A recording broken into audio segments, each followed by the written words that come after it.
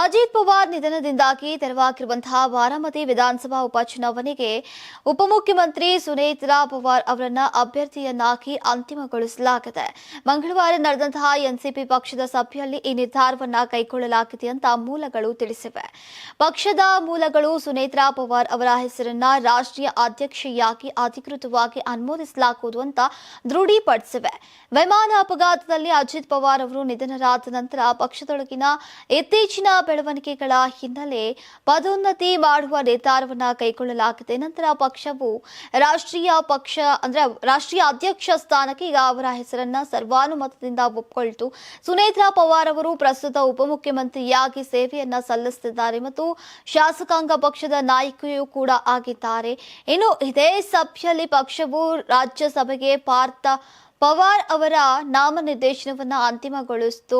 ಸುನೇತ್ರಾ ಪವಾರ್ ಅವರ ರಾಜೀನಾಮೆಯಿಂದ ತೆರವಾದಂತಹ ರಾಜ್ಯಸಭೆ ಸದಸ್ಯ ಸ್ಥಾನ ಖಾಲಿಯಾಗಿತ್ತು. ಮಹಾರಾಷ್ಟ್ರದಲ್ಲಿ ಖಾಲಿ ಇರುವ 7 ರಾಜ್ಯಸಭಾ ಸ್ಥಾನಗಳಿಗೆ ಈಗ ಮಾರ್ಚ್ 16ರಂದು ಚುನಾವಣೆ ನಡೆಯಲಿದೆ.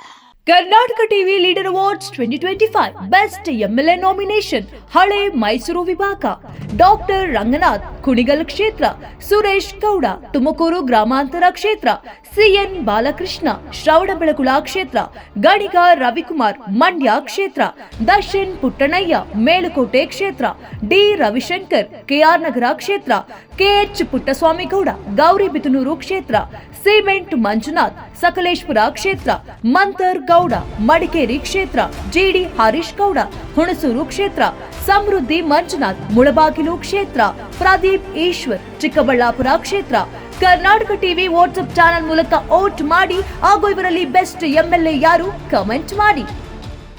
ನೀವು ಸಣ್ಣ ಆಗ್ಬೇಕಲ್ವಾ? ಅದು ಒಂದು ಉತ್ತಮ ಆಹಾರದಿಂದ ಸಣ್ಣ ಆಗ್ಬೇಕಲ್ವಾ? ಪ್ರತಿದಿನ ನಮ್ಮ ಜೀನಿ ಸ್ಲಿಮ್ ನ ಯೂಸ್ ಮಾಡಿ ಯಾವುದೇ ಸೈಡ್ ಎಫೆಕ್ಟ್ ಇಲ್ದಂಗೆ ನೀವು ಸಣ್ಣ ಆಗ್ತೀರಾ.